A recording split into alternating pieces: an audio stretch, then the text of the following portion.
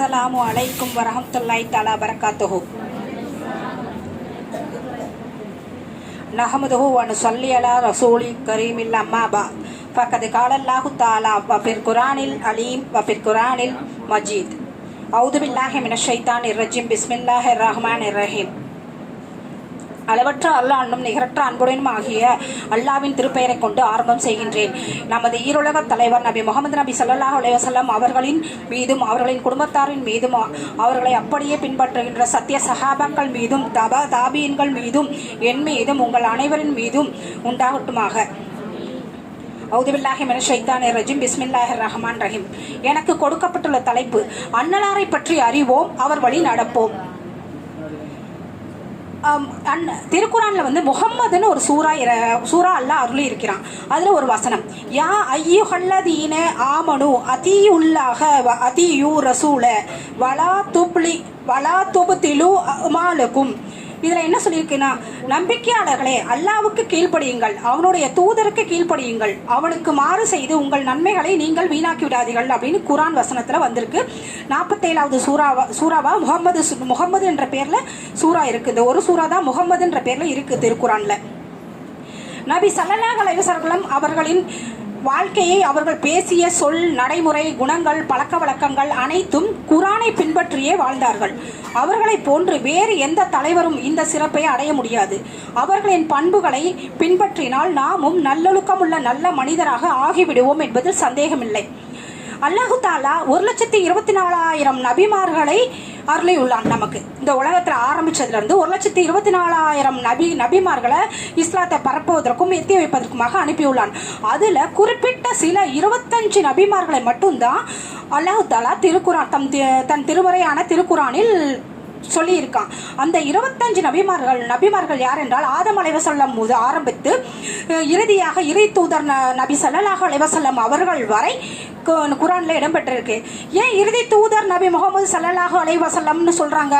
இவருக்கு அப்புறம் நபி அனுப்பப்பட மாட்டாது என்ற கருத்தை வலியுறுத்தி இந்த இடத்துல வந்து முகமது நபி ஸல்லல்லாஹு அலைஹி வஸல்லம் அவங்க தான் கடைசி தூதர்ன்றதுக்காக சொல்லியிருக்காங்க. அது இல்லாமல் உங்களுக்கு அவங்க வந்து ரபியுல் அவ்வல் மாதம் பிறை 12ஆம் நாள் பனு பள்ளத்தாக்கில் மக்கா மாநகரில், அவங்கள பிறப்பை பற்றி சொல்லணும்னா மக்கா மாநகரில் பனு பள்ளத்தாக்கில் குறைஷி குலத்தில் பிறந்தவங்க. இவங்க யாருன்னா, இப்ராஹிம் மகன் இஸ்மாயில் அலைஹிஸ்ஸலாம் அவர்களின் வழி தோன்றல்களாக உள்ளார்கள். இவரோட பாட்டனார் பெயர் அப்துல் முத்தலிப். இவருக்கு முகம்மது என்று பெயர் சூடினார். நாமெல்லாம் குழந்தைகள் பிறந்துச்சுன்னா என்ன செய்வோம்? 7ஆம் நாள் கத்னா செய்வோம். ஆனால் முகமது நபி ஸல்லல்லாஹு அலைஹி வஸல்லம் அவங்க கத்னா செய்த நிலையிலே பிறந்தார்கள். அதுவுமே ஒரு அல்லாவின் அத்தாட்சி, நபி தூதர் என்பதற்கு. அவங்களோட தந்தை பெயர் அப்துல்லா, தாயார் பெயர் ஆமினா. அவங்க வந்து தந்தை வந்து கருவில் இருக்கும் போதே, முகமது நபி கருவில் இருக்கும் போதே தந்தை வஃபாத் ஆயிட்டாங்க. தாயார் வந்து 6 வயதில் வஃபாத் ஆயிட்டாங்க. மேலும் அவங்களோட பாட்டனார் தான் எடுத்து வளர்த்தாங்க அவங்களுமே 8 வயதுல வஃபாத் ஆயிட்டாங்க. இப்ப சின்ன பிள்ளையில இருந்தே நமக்கெல்லாம் வந்து தாய் தந்தை சொந்த பந்தங்கள் அனைவருமே இருந்து வளர்க்குற நம்மளாம் எப்படி இருக்கும்னு பாருங்க. அவங்க சின்ன வயசுல இருந்து தாய் தந்தை அரவணைப்பு இல்லாம எடுத்து வளர்த்த பாட்டனாரும் 8 வயசுல இறந்துட்டாங்க. இந்த மாதிரி இருக்கும்போது அவங்களோட பெரிய தந்தை அபுதாலிப் தான் அவங்கள எடுத்து வளர்த்தாங்க. 8 வயசுல இருந்து 12 வயசு வரைக்கும் அவங்க வந்து ஆடு மேய்ச்சாங்க. சொன்னா நம்புவீங்களா? அந்த 8லேருந்து 12 வயசு வரைக்கும் அவங்க ஆடு தான் மேய்ச்சிட்டு இருந்தாங்க. அது இல்லாமல் அவங்களோட 12 வயசு பாலக வயது முடிந்து பருவ வயதை எட்டியதும் அவங்க அபுதாலிப்போட வியாபாரத்துக்கு செல்லும் போது அங்கே துறவி பஹீரான்றவங்க பார்த்துட்டு இந்த சிறுவன் தான் சமுதாயத்தின் இறை தூதர் அப்படின்னு சொல்லி பார்த்தோன்னே சொல்லிட்டாங்க அவங்கள. எனவே அவரை சிரியா நாட்டிற்கு அழைத்து செல்ல வேண்டாம், ஏன்னா அங்கே யூதர்கள் நிறைய பேர் இருக்காங்க, அவங்க வந்து கண்டிப்பாக கொன்றுவாங்க, அதனால அங்கே கூட்டு போக வேணாம்னு சொல்லிடுறாங்க. இப்படி வந்துட்டு இருக்கும்போது கொஞ்ச நாளில் வந்து 20 வயது நிறைவடைகிறது. வாணிபத்தில் மிகவும் சிறந்து விளங்குகின்றார் முகமது நபி ஸல்லல்லாஹு அலைஹி வஸல்லம் அவருங்க. 25வது வயது அடையும் போது அவங்க வந்து கதீஜா நாயகியை சந்திக்க ஒரு வாய்ப்பு கிடைக்குது. கதீஜா நாயகி யார்? கதீஜா நாயகி நபிகள் நாயகத்தின் முதல் மனைவி. அவங்க மக்ஜூமி என்ற சிறந்த வணிக நண்பரின் மூலம் கதீஜா அவர்களுடன் வாணிகம் செய்ய மசராவுடன் மதீனாவில் உள்ள ஷியாம் நகரத்துக்கு வியாபாரம் செய்ய செல்கிறார். அங்கே பெரும் வருவாயுடன் மக்கா திரும்பினார். அவரை பற்றி புகழ்ந்து தள்ளினதுனால அவர் வியாபாரத்தில் சிறந்தவர், அல் அமீன், நம்பிக்கையாளர் அப்படின்னு சொல்லி அவரோட விஷயங்கள் பற்றி சொல்லும்போது, கதீஜா நாயகி என்பவர் இளம் பெண் அல்ல, அவர் விதவை, கணவனை இழந்த கைம்பெண். அவருக்கு கைம்பெண் என்று சொல்றதை விட கணவனை இழந்த பெண். அவங்க 40 வயசா இருக்கும்போது நபிகள் நாயகத்துக்கு 25 வயசு. அப்போ அவங்கள 500 திர்ஹம்கள், இப்போ ரூபாய்கள் சொல்றோம், அங்க திர்ஹம்கள்னு சொல்லுவாங்க, மகர் கொடுத்து கல்யாணம் பண்ணாங்க, அவங்கள திருமணம் செஞ்சாங்க. நபியின் முதல் மனைவி கதீஜா நாயகி அம்மையார். நபியாருக்கு எத்தனை மனைவிகள் இருந்தாங்க? 11 மனைவிகள். 11 மனைவிகளும் ஆசை மனைவிகளாக இருந்தார்கள் என்று நினைக்கிறீர்களா? இல்ல, 11 மனைவியும் அல்லாஹு தாலாவால் வகியின் மூலம் அல்லாஹு தாலாவின் கட்டளையின் படியே திருமணம் முடித்தார்கள். நபியின் மனைவிமார்களில் ஒரு சில பெயர்களை இங்கே எத்தி வைக்க முன் வருகிறேன். கதீஜா நாயகி, சவுதா, ஆயிஷா, ஹப்சா, ஜைனத் பின் குசாமா, உம்மு சல்மா, ஜைனத் பின் ஜஹ்ஸ், ஜுவைரியா, உம்மு ஹபீபா, சஃபியா, மைமுனா. ஆண் மக்கள் குழந்தைகள் எத்தனை பேர்னா 7 பேர். அதில் ஆண் மக்கள் காசிம், அப்துல்லா 2 பேரும் சின்ன வயசுலேயே மௌத்தாயிட்டாங்க. பெண் மக்கள் சைனப், ரொஹையா, உம்மு குல்சும், ஃபாத்திமா ரலியல்லாஹு அன்ஹா அப்படின்னு சொன்னோன்னே என்ன ஞாபகத்துக்கு வரும் உங்களுக்கு? ஈரக்குலை தொண்டு. நபி ஸல்லல்லாஹு அலைஹி வஸல்லம் அவர்களின் ஈரக்குலை தொண்டு என்றால் ஃபாத்திமா நாயகி. அவங்க தான் செல்ல பிள்ளையா அவங்களோட இருந்தாங்க. பேரர்கள் ஹசைன், ஹுசைன், ஃபாத்திமாவின் மகன்கள் ஆவார்கள்.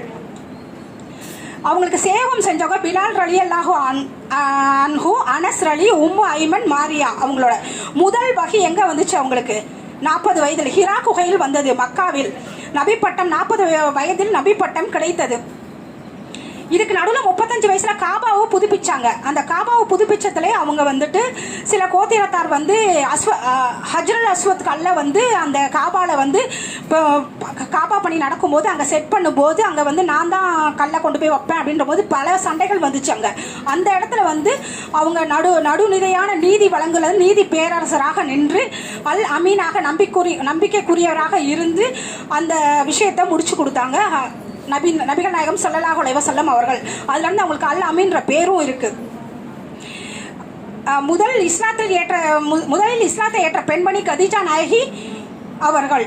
அது இல்லாமல் முதல் வகை ஹிரா குகை மக்காவில் இறங்கியது.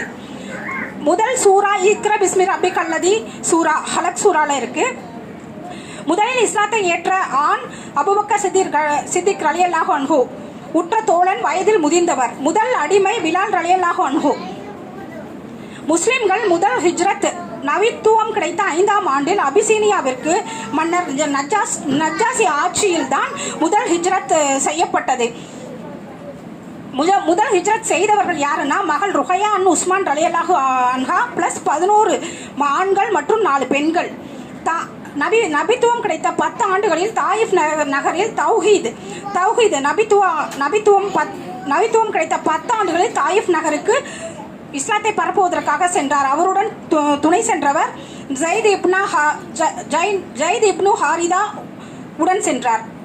மக்காவில் இஸ்லாத்தை 3 ஆண்டுகள் மறைமுகமாகவும் ரகசியமாகவும் இஸ்லாத்தை எத்தி வைத்தார்கள். நபித்துவம் 4வது ஆண்டு நேரடியாக அல்லாவிடம் கிடைத்த வஹீயின் மூலம் இஸ்லாத்தை பரப்பினார்கள். அதன் மூலம் மக்கா நகரில் மதீனாவிலிருந்து துரத்தி முகமது நபியை கொலை செய்ய வேண்டும் என்று துரத்திய குறைஷியர்கள் அதில் வாள் ஏந்தி முகமதுவை எங்கு பார்த்தாலும் வெட்டி வீழ்த்துவேன் என்று கூறிய உமர் பின் கத்தாப் ரலியல்லாஹு அவர்கள் முகமதுவை பிற்காலத்தில் முகமதை யார் தொட்டாலும் அவர் கழுத்தை நான் வெட்டி வீழ்த்துவேன் என்று சொல்லும் அளவிற்கு நமது நாயகம் நபி ஸல்லல்லாஹு அலைஹி வஸல்லம் அவர்களின் நம்பிக்கைக்கு உரியவராகவும் வீரனாகவும் உமர் அலி அன்ஹு உற்ற தோழனாகவும் மாற்றிவிட்டார். உற்ற நண்பர்கள் அபூபக்கர் சித்திக் ரலியல்லாஹு அன்ஹு. யார் இவர்னா ஆயிஷாவின் தந்தை, மனைவி ஆயிஷாவின் தந்தை. உமர் ரலியல்லாஹு அன்ஹு உற்ற தோழன். உஸ்மான் ரலியல்லாஹு அன்ஹு இவர் ருஹையாவின் கணவர், மகள் ருஹையாவின் கணவர். அலி ரலியல்லாஹு அன்ஹு ஃபாத்திமாவின் கணவர். இவங்க எல்லாம் உற்ற தோழர்களாக இருந்தார்கள். இந்த விஷயங்கள்லாம் எதுக்கு நான் சொல்லிட்டு இருக்கேன்னா, இதெல்லாம் யாருன்னு சொல்லி கொஞ்சமாவது குரான்ல எடுத்து பார்க்கணும். கொஞ்சமாவது இந்த கருத்துக்களை எல்லாமே அல் ரஹீக் அல் மக்தூன்ற ஒரு புக்கில் இருந்து தான் இவ்வளத்தையும் எடுத்திருக்கேன். கிட்டத்தட்ட 15 பேஜ் எடுத்திருக்கேன். என்னால் அவ்வளோ சொல்ல முடியாது. இருந்தாலும் அதில் ஒரு குறிப்பிட்ட சில விஷயங்களை மட்டும் ஏற்றி வைக்கிறேன். ஏன்னா சொல்றதுக்கு நபி ஸல்லல்லாஹு அலைஹி வஸல்லம் பத்தி சொல்றதுக்கு நிறைய விஷயங்கள் இருக்கு. எதை எடுத்து முன்வைக்கிறதுன்னு எனக்கு தெரியவே இல்லை. 2 நாளும் பல குழப்பத்துக்கு அப்புறம் இதை எடுத்து சொல்றேன். என்ன சொல்றேன்னு தெரியல. அவர்கள் கலந்து கொண்ட போர் பத்ர் போர். பத்ர் போர் இஸ்லாமியர்களுக்கும் இணை வைப்போருக்கும் இடையில் நடைபெற்ற போர். 313 பேர் இதில் கலந்து கொண்டார்கள். உஹது போர், நபியின் பல் உடைந்தது இந்த போரில். இதில் மக்காவாசிகள் மதீனாவின் மீது போர் தொடுத்தார்கள். ஸ்பீக் போர், இது ஹிஜ்ரி 2ஆம் ஆண்டு பத்ர் போர் முடிந்து 2 மாதங்கள் கழித்து நடைபெற்ற போர். ஸைப் மலையில் தங்கி இரவில் மதீனாவில் புகுந்து கொள்ளையடித்து தாக்கினார்கள். கொள்ளையர்கள் சத்துமாவை அதிகமாக விட்டு சென்றதால் இந்த தாக்குதலுக்கு ஸ்பீக் போர் என்று பெயர் வந்தது. அம்ரு போர், பஹ்ரைன் போர். நபி முதலில் கட்டிய பள்ளிவாசல் குபா பள்ளிவாசல் ஆகும்.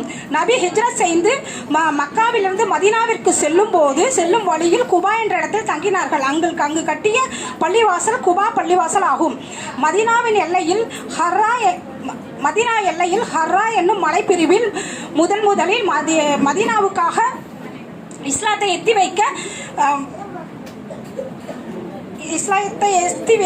வைக்க மதீனா எல்லையில் நுழைந்தார்கள். எஸ்ரிப் என்று அழைக்கப்பட்ட மதினத்து ரசூல், எஸ்ரிப் என்று அழைக்கப்பட்ட அந்த நகரம் ரசூலின் வருகையால் மதினத்து ரசூல் என்று அழைக்கப்பட்டது. இறை தூதர் பட்டணம் என்றும் அழைக்கப்பட்டது.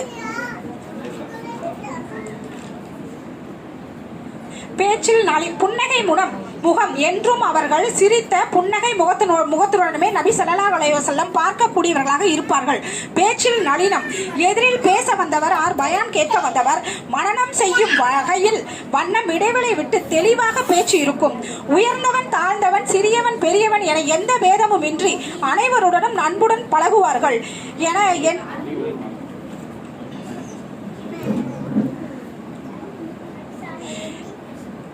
இல்லறத்தில் முன்மாதிரியாக விளங்கினார்கள். குழந்தைகளுடன் அன்புடனும் பாசத்துடனும் இருந்தார்கள். வேலைக்காரர்கள் மீது அன்பு செலுத்தினார்கள்.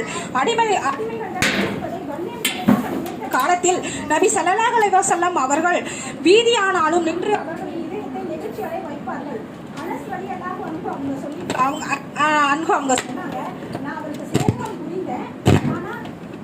என்னை சீ என்றோ என் மனம் வேதனை படும்படி ஒரு சொல் கூட இதுவரையும் நபி ஸல்லல்லாஹு அலைஹி வஸல்லம் அவங்க என்ன சொல்லவே இல்லை அப்படின்னு சொல்லியிருக்காங்க. அதுவும் இல்லாமல் அவங்க சிறந்த வியாபாரியாக திகழ்ந்தாங்க. கலப்படம், மோசடி மற்றும் ஏமாற்றம் செய்யாதே அப்படின்னு சொல்லிட்டு நிறைய பேருக்கு எல்லாத்தையும் எத்தி வச்சிருக்காங்க. எவர் மோசடி செய்கிறாரோ அவர் நம்மை சார்ந்தவர் அல்ல என்ற உபதேசமும் செஞ்சிருக்காங்க. ஒரு சின்ன விஷயத்தை மட்டும் இங்க சொல்லிட்டு முடிச்சுக்கிறேன். நான் சிறந்த அரசியல் தலைவராக விளங்கியிருக்காங்க. மக்கள் சொத்தை பினாமியாக குவிக்கும் தலைவர்களை நாம் அறிவோம். ஆனால் இதோ தன் சொத்தையும் சொந்த மக்களுக்காக கொடுக்கும் வள்ளல் நபி ஸல்லல்லாஹு அலைஹி வஸல்லம் பத்தி நம்ம இதுவரைக்கும் எடுத்து படிச்சதே கிடையாது. இறப்பு பத்தி மட்டும் சொல்லிடுறேன். மாணவியின் மரணம். நபி ஸல்லல்லாஹு அலைஹி வஸல்லம் ஹிஜ்ரி 11 கைபர் போர் நடந்த போது யூத பெண்மணி ஒருத்தங்க விஷம் கொடுத்த இறைச்சியின் மூலம் ஏற்பட்ட நோயின் காரணத்தினால் உண்டானது. நோய் அதிகரித்த போது ஆயிஷா அலி இல்லத்திற்கு கொண்டு வரப்பட்டார்கள். 13 நாட்கள் நோய் நீடித்தது. ஹிஜ்ரி 11 ரபியுல் அவ்வல் மாதம் 12ஆம் நாள் திங்கட்கிழமை 63 வயதில் நபி அவர்கள் உயிர் பிரிந்தது. இதில் ஒரு சின்ன விஷயம் என்னன்னா, கியாமத்து நாளில் அலைவசல்லம் என்னதான் இறை தூதராக நபி ஸல்லல்லாஹு அலைஹி வஸல்லம் அனுப்பப்பட்டாலும் அவங்க மறுமை நாளில் முதல் நபியா அவங்க தான், முதல் மனிதரா அவங்க தான் எழுப்பப்படுவாங்கன்றதை மட்டும் சொல்லிக்கிறேன். இறுதியாக குர்ஆன் தடுத்து விட்ட, அதாவது நிரந்தர நரகம் என்று கட்டாயமாகி விட்டவர்களை தவிர வேறு யாரும் இந்த நரகத்தில் இருக்க மாட்டார்கள் என நபி ஸல்லல்லாஹு அலைஹி வஸல்லம் அவர்கள் கூறிவிட்டு பனி இஸ்ராயேல் 17:79 வசனத்தை ஓதினார்கள். நபியே, இறைவன் உம்மை மகாமே மஹமூத் என்னும் உயர் அந்தஸ்துக்கு அனுப்பலாம் என்ற வசனத்தை ஓதினார்கள். மகாமே மஹமூத்னா என்ற இடம் நபிக்காக அல்லாஹ்வினால் வாக்களிக்கப்பட்ட இடமாகும். இது நம்ம மகாமே மஹமூத்ன்றது உயர்ந்த இடம்.